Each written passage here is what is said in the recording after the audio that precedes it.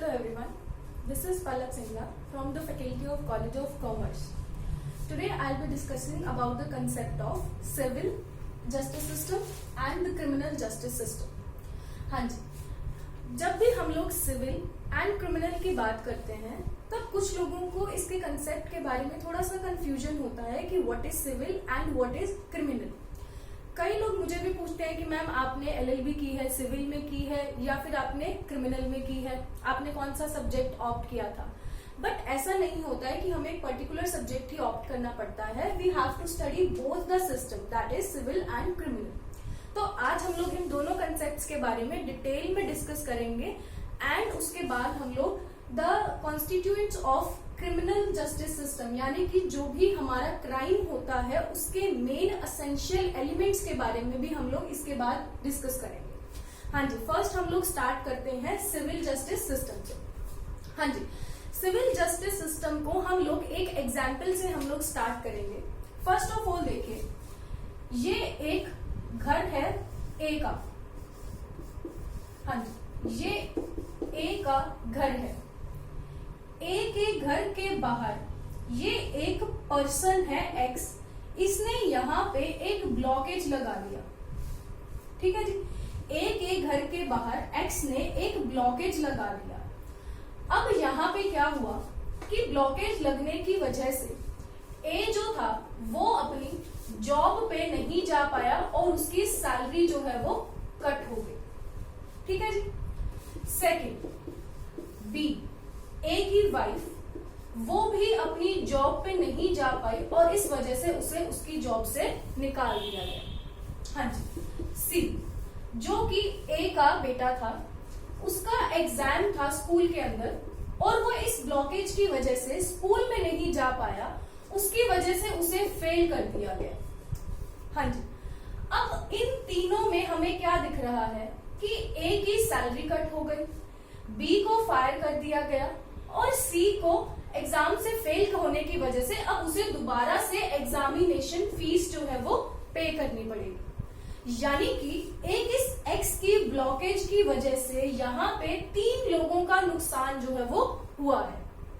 यानी कि एक सिविल सिस्टम में जहाँ पे एक सोसाइटी के अंदर बहुत सारे लोग रह रहे हैं और बहुत सारे लोगों के बीच में जब उन्हीं में से किन्हीं लोगों की वजह से किसी दूसरे पर्सन का नुकसान होता है, उन केसेस के अंदर हम लोग क्या करते हैं, हम लोग सिविल कोर्ट्स के अंदर जाके जो है वो हम लोग अपनी सिविल रेमेडीज जो है वो गेन करते हैं।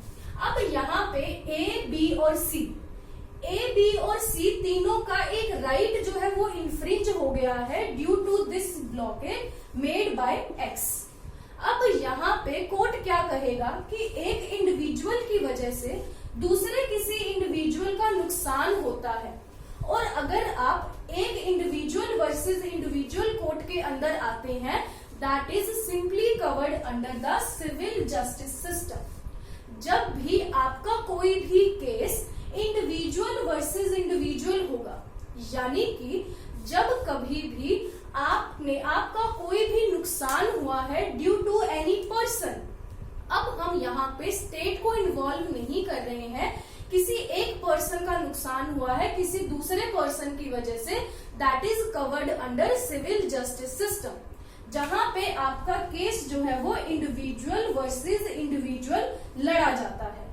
यानी कि एक पर्सन की जो राइट्स जो हमने इन्फ्रिंज किए हैं, अगर वो राइट्स किसी दूसरे पर्सन के द्वारा इन्फ्रिंज किए जाते हैं, that is called a civil justice system. उसे हम सिविल जस्टिस सिस्टम के अंदर कंसीडर करते हैं। हाँ जी, नेक्स्ट कंसेप्ट अब हमारा आता है क्रिमिनल जस्टिस सिस्टम का। क्रिमिनल जस्टिस सिस्टम में क्या होता है, हमने सिविल जस्टिस सिस्टम के अंदर पढ़ा, that is the case is between the individual versus individual. दो आपसी लोगों के बीच के मैटर को हम लोग सिविल जस्टिस सिस्टम के अंदर कंसीडर करते हैं। लेकिन क्रिमिनल जस्टिस सिस्टम जो है वो इससे थोड़ा सा डिफरेंट है। डिफरेंट कैसे है? हाँ जी, देखिए, हम लोग एक स्टेट को मानते हैं। फॉर एग्जाम्पल, हम लोग जो है वो स्टेट को कंसीडर करते हैं, दैट इज स्टेट है। स्टेट क्या कहती है? स्टेट कहती है कि मैं आपकी प्रोटेक्शन करूंगा, मैं आपको कोई भी जो क्राइम होगा देश के अंदर कहीं पे भी, यू आर माई सिटीजन, आप मेरे जो है वो सिटीजन हैं, इसीलिए it is my duty to protect you, मैं आपको प्रोटेक्ट करूंगा, लेकिन बदले में आपको मेरी भी कुछ बात माननी पड़ेगी। वो बात स्टेट कहता है कि मैं लॉ बना देता हूं, हाँ जी, स्टेट क्या कहता है कि मैं लॉ बना देता हूं, लेकिन इसके बदले में मैं आपकी प्रोटेक्शन करूंगा और उसके बदले में आप जो है वो मेरे बनाए हुए रूल्स एंड रेगुलेशंस यानी कि मेरे बनाए हुए लॉज को आप लोग जो है वो फॉलो करेंगे। दैट मीन्स क्या हुआ कि हमारी ड्यूटी क्या है कि हम लोग स्टेट के द्वारा बनाए गए rules and regulations and law को फॉलो करें, उसके बदले में स्टेट जो है वो हमारी प्रोटेक्शन करेगा against any kind of offences. हाँ जी, अब मान लीजिए कि ए का मर्डर हो गया, ए का मर्डर हो गया, लेकिन अब यहाँ पे स्टेट ने तो मुझे कहा था कि वो मुझे प्रोटेक्ट करेगा, लेकिन स्टेट ए को प्रोटेक्ट नहीं कर पाया। ए का मर्डर जो है वो बी ने किया था, यानी कि अब स्टेट की ड्यूटी बनती है कि वो बी को सजा दिलाए। क्यों सजा दिलाए? क्योंकि स्टेट की ड्यूटी थी कि वो यहाँ पे ए की प्रोटेक्शन करे, लेकिन स्टेट जो है वो ए की प्रोटेक्शन नहीं कर पाया, इसीलिए अब स्टेट की ड्यूटी बनती है कि वो बी को जो है वो सजा दिलाए। अब अगर हम कोर्ट के अंदर जाएंगे तो वो हमारा केस बन जाएगा स्टेट वर्सेस इंडिविजुअल। हमने सिविल जस्टिस सिस्टम में किया था कि केस जो है वो हमेशा हमारा इंडिविजुअल वर्सेस इंडिविजुअल में जाता है, लेकिन क्रिमिनल जस्टिस सिस्टम के अंदर हमारा केस जो है वो हमेशा स्टेट वर्सेस इंडिविजुअल में जाता है। क्यों? Because the state has an obligation to protect its citizen, and whenever the state fails to protect its citizen, it is the duty of the state to get punishment for the culprit. तो जो भी accused person है उसके लिए state की duty बनती है कि वो उसे सजा दिलाए।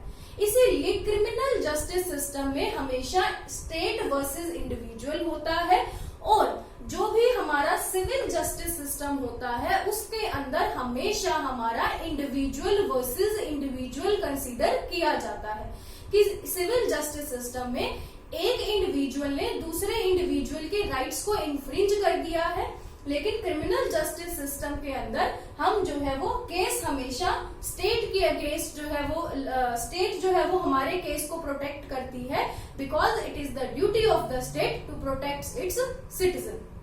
हाँ जी, आई कंसीडर कि आप लोगों को ये समझ में आ गया होगा।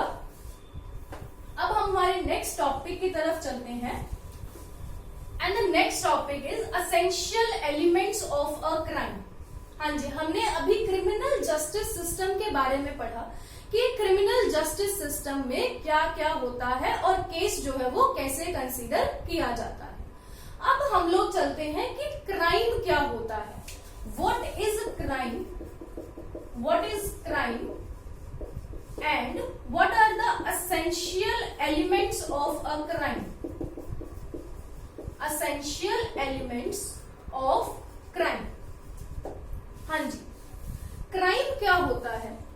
क्राइम एक ऐसा एक्ट है जो कि लॉ हमें प्रोहिबिट करता है कि आप ये एक्ट नहीं कर सकते। कौन कौन से एक्ट्स ऐसे हैं जो हम नहीं कर सकते? मैं किसी का मर्डर नहीं कर सकती, मैं किसी के घर में चोरी नहीं कर सकती, मैं किसी को थप्पड़ नहीं लगा सकती, मैं किसी को कोई किसी भी तरह से हर्ट नहीं कर सकती हूँ, किसी का भी रेप नहीं कर सकती हूँ, मैं किसी को भी लूट नहीं सकती हूँ। तो ये सारी चीजें ऐसी हैं, ये सारे एक्ट्स ऐसे हैं जो कि लॉ मुझे बताता है कि ये चीजें प्रोहिबिट हैं, आप ये नहीं कर सकते हो। अब आप सब लोगों के मन में एक बात आ रही होगी कि ये सब चीजें हमें कैसे पता चलेंगी, तो उसके लिए हमें जाना पड़ेगा आईपीसी में, Indian penal code. Indian penal code में हमें बताया गया है कि ऐसे कौन कौन से एक्ट्स हैं जो हमारे क्राइम के अंदर कंसीडर किए गए हैं। दैट इज, अगर जिनको हम कमिट कर देते हैं then that will be considered as a crime. जिसे हम क्राइम कंसीडर करेंगे। तो इंडियन पिनल कोड के अंदर हमें बताया गया है कि ऐसे एक्ट्स को आप जो है वो कमिट नहीं कर सकते हो because they are considered as the crime. हाँ जी, अब क्राइम हो गया एक, मान लीजिए कि कोई भी एक एक्ट हो गया।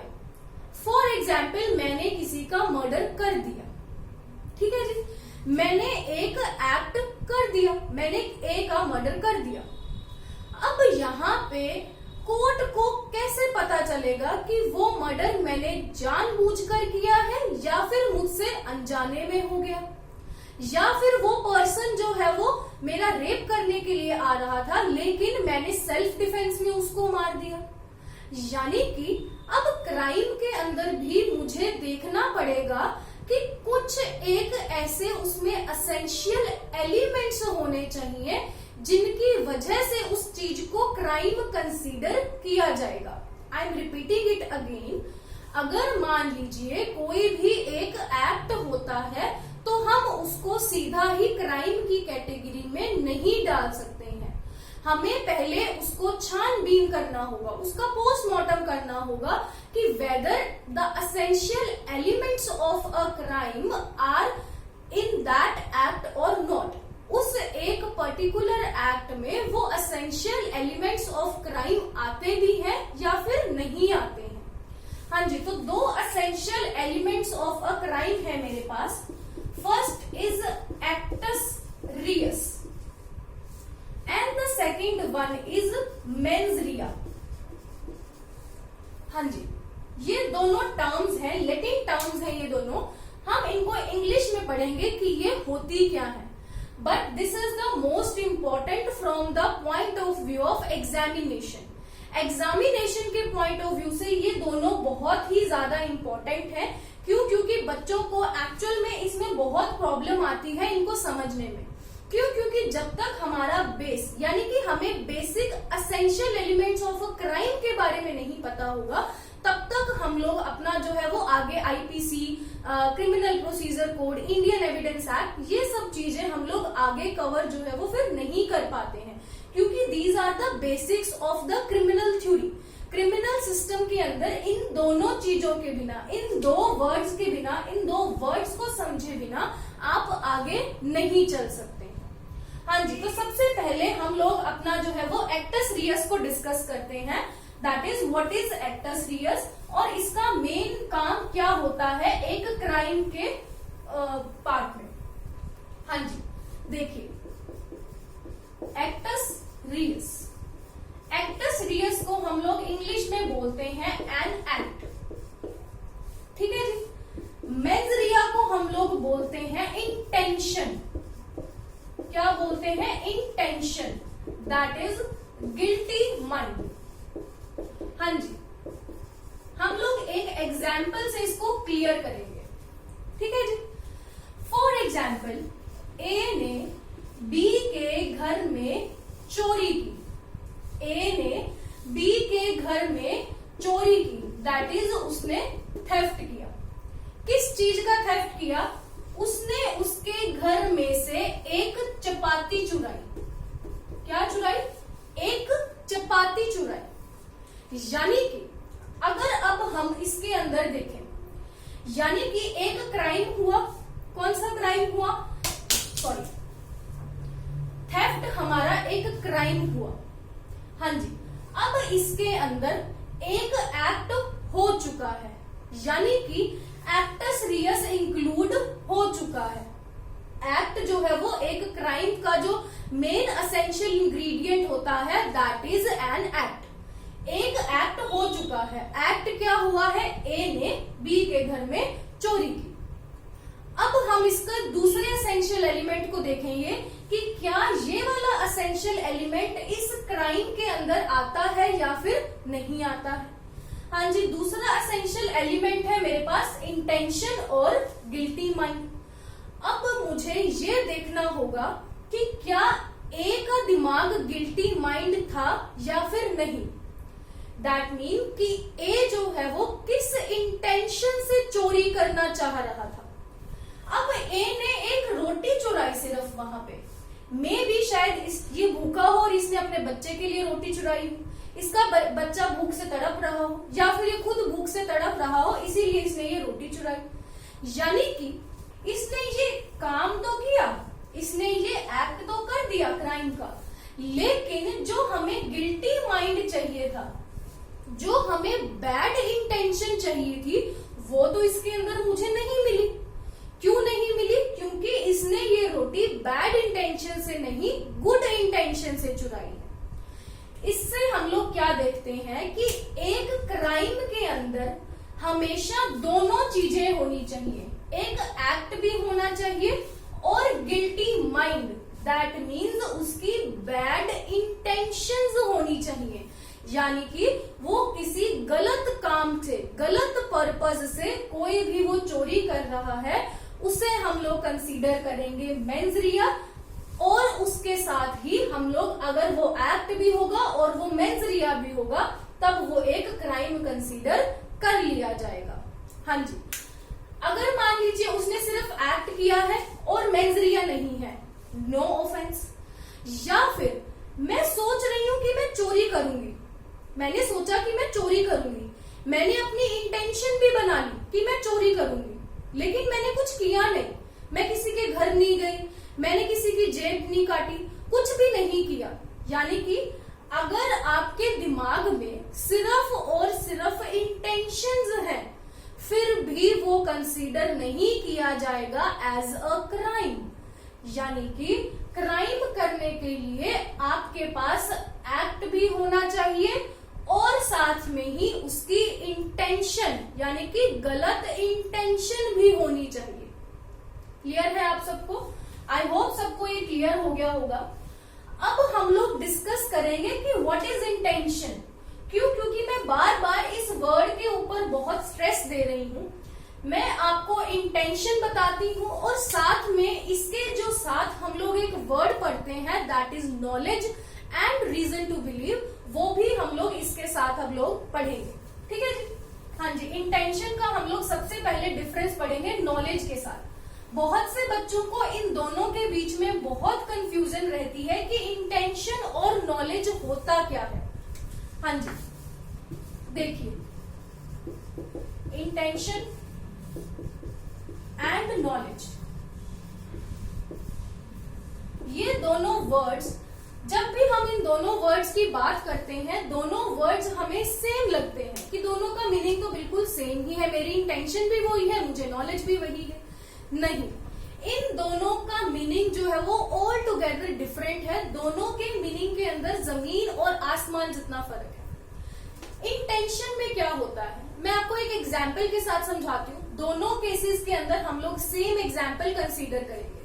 हाँ जी, सबसे पहले देखिए, ये ए एक पर्सन है और ये अपने फ्रेंड के घर गया, बी के घर।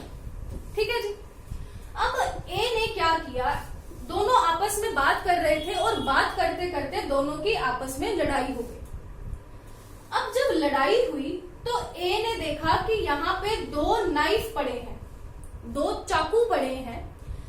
उसमें से एक तो था पेपर नाइफ और एक था नॉर्मल वाला नाइफ। यानी कि दो नाइफ पड़े थे, एक था पेपर नाइफ और एक था नॉर्मल वाला नाइफ। अब ए ने क्या किया, ए ने नॉर्मल वाला नाइफ उठा के बी के चेस्ट पे मारा।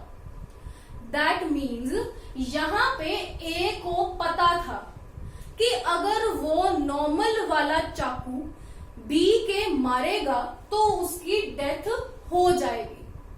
दैट मीन्स ए की बी को मारने की डिजायर भी थी, प्लस उसे पता भी था कि अगर वो बी को नॉर्मल वाला चाकू मारता है तो उसकी डेथ हो जाएगी। दैट मीन्स वो मारना भी चाहता था, प्लस उसको फोर्सिबिलिटी ऑफ कंसीक्वेंसेस भी था, फोर्सिबिलिटी ऑफ कंसीक्वेंसेस भी पता थे। यानी कि ए को साफ साफ पता था कि अगर वो ए को बी को नॉर्मल वाले चाकू से मारेगा तो उसकी डेथ हो जाएगी। That means A has the desire to kill B, plus he has the foreseeability of the consequences. यानी कि अब यहां से ए का एक एक्ट भी हो गया, एक्टस रियस हो गया, और हमने उसके माइंड की जो एक पहली परत थी जिसको हम इंटेंशन बोलते हैं, उसको हमने खोल कर देखा। उसके एक्ट से हमें पता चला कि उसकी इंटेंशन क्या थी। आप कभी भी किसी के भी दिमाग को नहीं पढ़ सकते हो, आपको हमेशा उसके एक्ट से पता लगाना पड़ता है कि उसकी इंटेंशन क्या थी। कभी भी आप किसी के अंदर झांक के नहीं देख सकते हो, आपको उसके एक्ट से, उसके बोलने के तरीके से, उसके कंडक्ट से देखना पड़ता है कि वो क्या कहना चाह रहा है या फिर उसने क्या किया है। तो वैसे ही अब हमने ए के एक्ट से देखा कि उसने ये नॉर्मल वाला चाकू उठाया, दैट मीन्स उसकी डिजायर भी थी, प्लस उसको फोर्सेबिलिटी ऑफ कंसिक्वेंसेस भी था। दैट मीन्स यहाँ पे ए की जो है वो बैड इंटेंशंस, यानी कि प्योरली ब्लैक इंटेंशन शो हो रही है, that he wants to kill B. Clear है सबको? हाँ जी। नेक्स्ट अब लोग हम लोग नॉलेज पे आते हैं। यही एग्जाम्पल को हम लोग कंटिन्यू करेंगे। अब इसी के अंदर ए जो है वो बी के घर गया, उसका फ्रेंड था, उसके घर पे गया, बातों बातों में इनकी लड़ाई हो गई, और यहाँ पे ए के पास 2 नाइफ पड़े थे, पेपर नाइफ भी पड़ा था और नॉर्मल वाला नाइफ भी पड़ा था। अब ए ने क्या किया, ए ने पेपर नाइफ उठा के बी को चेस्ट पे मारा। अब यहाँ पे इससे क्या शो हो रहा है, वो चाहता तो नॉर्मल वाला नाइफ भी मार सकता था, लेकिन उसने उसको नॉर्मल वाला नाइफ नहीं मारा। क्यों नहीं मारा? क्योंकि वो उसको मारना नहीं चाहता था। ये तो हम लोगों को क्लियर हो गया कि वो उसको मारना नहीं चाहता था। दैट मीन्स नो डिजायर, उसको बी को मारने की कोई भी डिजायर नहीं थी। लेकिन अब ए को इतना जरूर पता था कि अगर वो एक पेपर नाइफ उसके चेस्ट पे मारेगा तो यहाँ पे उसको लग जरूर सकती है। दैट मीन्स उसको मारने की कोई सलाह नहीं थी। ए बी को जान से नहीं मारना चाहता था, लेकिन उसको इतना जरूर पता था कि अगर वो एक पेपर नाइफ बी के चेस्ट पे मारेगा तो उसको लग जरूर जाएगी। That means no desire plus foreseeability of consequences. हाँ जी, डिफरेंस हम लोग एक बार फिर से देखते हैं। यहाँ पे इंटेंशन के अंदर Dzire plus foreseeability of consequences होता है। दैट मीन्स आपकी ब्लैक इंटेंशन शो हो रही है कि आप किसी पर्सन को मारना भी चाहते हो और आपको पता है कि आपके ऐसा करने से क्या कंसिक्वेंसेस हो सकते हैं। सेकंड, इन नॉलेज आप किसी पर्सन को मारना नहीं चाहते हो, लेकिन you have the foreseeability of consequences, लेकिन आपको इतना जरूर पता है कि आपके एक्ट से क्या होने वाला है। हाँ जी, क्लियर है सबको ये दोनों पॉइंट्स? एक बार फिर से मैं रिपीट कर रही हूँ, ये थोड़ा सा टेक्निकल है। इंटेंशन के अंदर आपकी ब्लैक इंटेंशन शो हो रही है कि आप किसी पर्सन को साफ साफ दिख रहा है कि आप उसको मारना चाह रहे हो। दैट मीन्स आपकी डिजायर भी है प्लस आपकी फोर्सेबिलिटी ऑफ कंसिक्वेंसेस भी है। नॉलेज के अंदर आप मारना नहीं चाहते हो, आपकी डिजायर नहीं है मारने की, लेकिन आपको पता है कि आपके इस एक्ट से क्या हो सकता है। तो इसीलिए लॉ के अंदर हम लोग क्या करते हैं, इंटेंशन की हम लोग ज्यादा सजा देते हैं और नॉलेज की हम लोग जो है वो कम सजा देते हैं। यानी कि अगर आप किसी को ब्लैक इंटेंशन से मारते हो तो आपको ज्यादा सजा दी जाएगी, लेकिन अगर आपको किसी पर्सन को मारने की इंटेंशन नहीं है बिल्कुल भी, लेकिन आपको उस पर्सन को पता है। अब फॉर एग्जाम्पल, एक एग्जाम्पल समझते हैं नॉलेज के लिए। एक पर्सन है, इसके पास एक गन है। गन पे क्या कर रहा है, ये अपनी छत पे जाके हवा में फायर कर रहा है। गन है इसके पास, वैलिड लीगल गन है। छत पर जाकर, अपने घर की छत पर जाकर ये गन से फायर कर रहा है, यानी कि एक खुले आसमान के नीचे ये पर्सन फायर कर रहा है। दैट मीन्स इसके किसी पर्सन को मारने की कोई डिजायर नहीं है, कोई शूटिंग नहीं कर रहा है, किसी के पर्सन के सामने जाके नहीं मार रहा है, अपनी छत पे अकेला खड़ा है और गोलियां चला रहा है। ना ही डिजायर है, कोई डिजायर नहीं है, और इसको पता है कि मेरे एक्ट से क्या होने वाला है, तो यानी कि हम इसको इंटेंशन में तो नहीं लेके आ सकते। लेकिन अब हम इसको नॉलेज में जरूर ला सकते हैं। क्यों नॉलेज में ला सकते हैं? इसकी किसी पर्सन को मारने की डिजायर नहीं है, लेकिन एक रीजनेबल प्रूडेंस मैन को इतना जरूर पता होता है कि अगर आप खुली छत पे कोई भी गोलियां चला रहे हो तो वो किसी को भी लग सकती है।